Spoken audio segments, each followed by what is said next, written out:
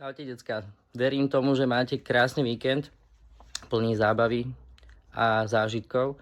Avšak máme tu pre vás novú súťaž.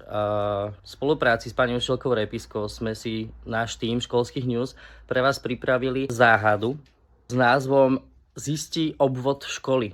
Vašou úlohou je zistiť obvod školy za pomoci rôznych meradiel dĺžky. Naším odporúčaním pre vás je použiť pásmo alebo zvinovací meter, jo? Ak už ste sa rozhodli pre zvinovací meter alebo pásmo, tak je to super. Pred chvíľočkou sme vám ukázali vo videu, ako vyzerajú tieto meradlá. Chceli by sme vás poprosiť, aby ste dodržali určité podmienky. Prvou podmienkou je, že musíte byť sledovateľom buď na YouTube alebo Instagram kanálu školských news, jo? Druhou podmienkou je, že sa musíte pri tejto činnosti natočiť, jo? Zostrihať nejaké krátke videjko. Nestačí len fotka.